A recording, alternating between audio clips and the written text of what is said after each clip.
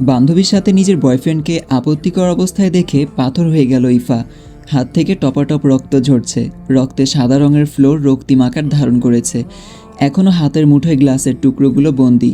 হাতের রক্তগুলোর সাথে যোগ দিয়েছে চোখের অশ্রু, কিন্তু সেদিকে আক্ষেপ নেই তার।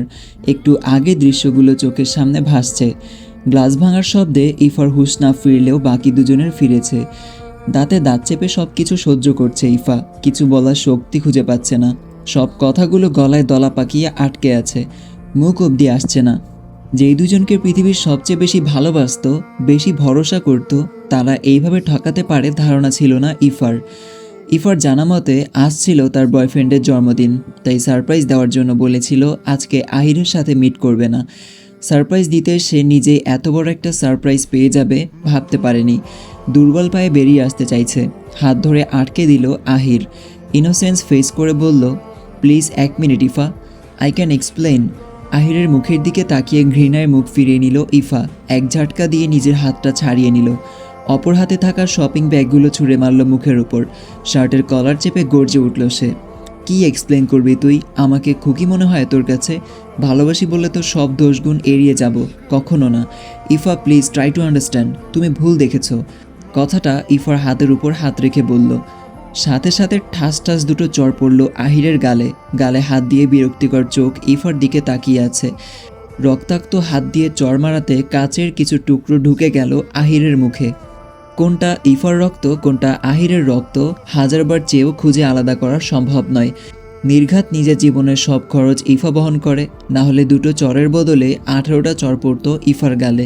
নিজেকে শান্ত করে আবার কয়েক পা এগিয়ে গেল ইফার দিকে। ধাক্কা মেরে দূরে সরিয়ে দিল আহিরকে। পড়তে গিয়েও কোনো রকম সামলে নিল নিজেকে। আমার দেওয়া ফ্ল্যাটে থাকছিস, খাচ্ছিস, ইভেন তোর শরীরের ড্রেসটাও আমার টাকায় কেনা।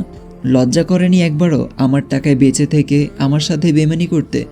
সমস্যা নেই, একবার যখন তোকে চিনে ফেলেছি আর কোনো রিস্ক নিতে পারবো না। কালকের মধ্যে আমার ফ্ল্যাট খালি করবি, আর আমার টাকা ফিরিয়ে দেওয়ার ক্ষমতা তো তোর নেই, তাই ব্যাংক ব্যালেন্স যত টাকা আছে সেটা আবার রিটার্ন ফিরিয়ে নিচ্ছি।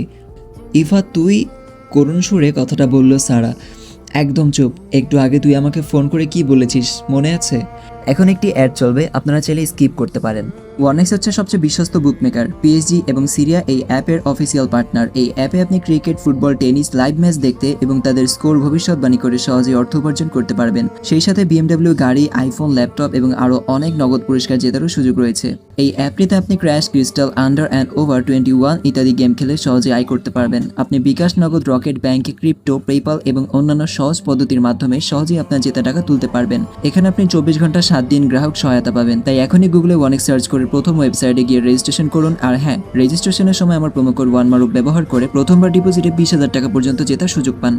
সুন্দর ছেলেরা ভালো হয় না, তাদের গার্লফ্রেন্ডের অভাব হয় না। আমাকে বলেছিলি যাতে আমি আহিরের সাথে ব্রেকআপ করে দেই, আর এখন তুই? ছি ছি, এর জন্যই আমার কাছে জিজ্ঞাসা করছিলিস আজ আমি এখানে আসবো কিনা।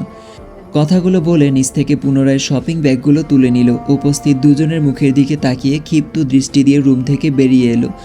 নিজের উপর প্রচুর রাগ হচ্ছে। একবার কেন মানুষটিকে পরীক্ষা করে নিল না? অন্ধের মতো কেন বিশ্বাস করলো? নিজেকে মনে মনে বকতে বকতে লিফটের বাটন প্রেস করলো। দরজা খুলছে কিনা তা না দেখেই ভেতরে যাওয়ার চেষ্টা করলো। দরজার সাথে মাথার সংঘর্ষ লাগার আগেই কেউ একজন হাত রাখলো মাঝখানে। ভয়ে চোখজোড়া খিচে বন্ধ করে নিল ইফা। মাথায় আঘাত অনুভব না করাতে কিছুক্ষণ পর চোখ খুলল ইফা, কিন্তু সামনে কিছু নেই। দৃষ্টি সরিয়ে পাশে দেওয়ার আগেই শোনা গেল এক অপরিচিত কর্কট কণ্ঠস্বর। একটু অপেক্ষা সহ্য হয় না তোমার, নাকি চোখে দেখতে পাও না? স্ক্রিনে স্পষ্ট দেখা যাচ্ছে লিফট এখনও 11 ফ্লোরে আছে, আর তুমি বাটন প্রেস করে ঢুকে যাচ্ছ। আমার মতো একটা মানুষকে তোমার চোখে পড়ে না? বেশি তাড়া থাকলে সিঁড়ি বেয়ে নিচে নেমে যেতে, এতে হাঁটুও ভালো থাকতো। জাস্ট রেডিকুলার্স। লোকটার কাজে প্রথমে খুশি হলেও পরে মেজাজ বিগড়ে গেল ইফার। একটু হেল্প করেছে বলে জানায় তাই বলবে, ধন্যবাদ জানাবে শেষ না, উল্টো কথা শুনিয়ে দিল। আচ্ছা আপনি সত্যি মানুষ তো না? মানে এত বড় একটা হাতির মতো মানুষকে আমার চোখে পড়লো না। ভাবার অভিনয় করে ইফা। সাথে সাথে তেলে বেগুনে জ্বলে উঠল রৌধিক। আঘাত পাওয়া থেকে বাঁচিয়েছে, একটা ধন্যবাদ দিবে না, উল্টো হাতির মতো মানুষ বলে অপমান করছে। চেঁচিয়ে বলে উঠল, what do you mean by হাতির মতো মানুষ? আমাকে তোমার কাছে হাতির মতো মানুষ মনে হয়? তাহলে আমার সন্দেহটাই ঠিক ছিল, তোমার চোখে সমস্যা আছে। আরেকটা কথা, এই হাতির মতো মানুষটা যদি তোমার কপালের সামনে হাত না দিত, এতক্ষণে তুমি হসপিটালে থাকতে। কথাটা ভাব নিয়ে বলল রৌধিক। অসংখ্য ধন্যবাদ আপনাকে। আজ আপনি যদি আমার কপালের সামনে হাত না দিতেন, আমি শুধু হসপিটালে না, একেবারে মরেই যেতাম। প্রথমবার গিনিস বুক আমার নাম উঠত লিফটের সাথে ধাক্কা লেগে প্রাপ্তবয়স্ক একজন তরুণীর জীবন হারিয়েছে। কতটা ভালো হতো আপনি বলুন? এইসব আপনার মাথায় ঘোরে? Like seriously? ইউ বলে থেমে গেল রৌধিক। শোনা গেল পরিচিত একটা গলা। লিফটে মাত্র একজন আসতে পারবেন, যে কোনো একজন চলে আসুন। দমে গেল ইফা। সে পরে এসেছে, তাই তাকে পরেই যেতে হবে। অন্যদিকে মুখ ঘুরিয়ে বলল, যান। রৌধিক ইফার দিকে তাকিয়ে মৃদু হেসে বলল, তুমি যাও। এমন কথা শুনে দুজনে মুচকি হেসে দিল। একটু আগে কিভাবে একে অপরের সাথে উঠে পড়ে ঝগড়া করছিল, আর এখন সাপোর্ট করছে।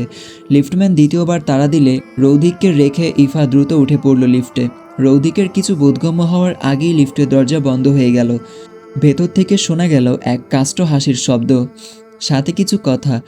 একটু আগে কি যেন বলেছিলেন, সিঁড়ি বেয়ে নিচে নামলে হাঁটু ভালো থাকে। তাহলে একটা কাজ করুন, আপনি বরং এবার সিঁড়ি বেয়ে নিচে নামুন, আপনার হাঁটু ভালো থাকবে। লিফট অলরেডি 2 ফ্লোরে চলে গেছে, আবার কখন লিফট আসবে তার হিসেব নেই। আর অপেক্ষা না করে সিঁড়ি দিয়ে নিচে নেমে গেল রৌধিক। আঙ্কেল, আমার গাড়ির কাজ কে ভেঙেছে? কথাটা বলল ইফা। গার্ড বলল, মারিয়া দিছে। আঙ্কেল, কী সব বলছেন আপনি? কে মারিয়া? কিসের মারিয়া? মারিয়া কি দিছে?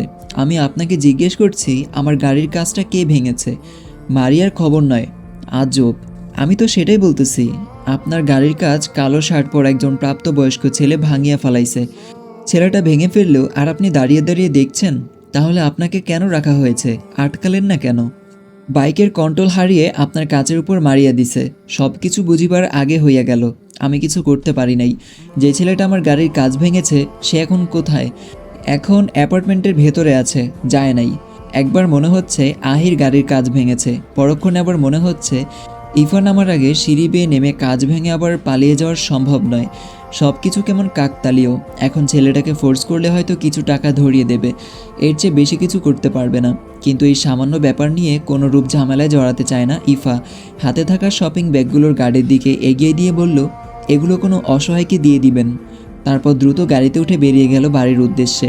মনটা একটু ভালো নেই। গাড়ির কাছে এসে চোখ কপালে ইফার। গাড়ির দুটো কাজ ভাঙা। এইচএসসি পরীক্ষার পর গাড়িটা তার ভাই ইভু গিফট করেছিল। গাড়িটার জন্য অনেকবার বায়না ধরেছিলাম বাবার কাছে। ব্যস্ত নগরীতে ইফার জন্য গাড়ি কিনতে তিনি নারাজ। বাবাকে যখন অনেকবার বলেও তিনি নাকচ করলো, তখন ইভু শর্ত দিয়েছিল এইচএসসিতে প্লাস আসলেই পছন্দের গাড়ি কিনে দেবে। মাঝে মাঝে রিকন্ডিশনে গিয়ে পছন্দের গাড়িটা দেখে আসতো, বাকি সময় শুধু পড়াশোনা করতো। আসসালামু আলাইকুম। আজকের পর্বটা এই পর্যন্তই ছিল। গল্পটা কেমন লেগেছে অবশ্যই কমেন্টে বলবেন, আর যদি ভালো লেগে থাকে তাহলে অবশ্যই ভিডিওটাতে একটা লাইক করে দিবেন। সো দেখা হবে এটার পরবর্তী ভিডিওতে। সবাই সুস্থ থাকবেন, ভালো থাকবেন। আল্লাহ হাফেজ।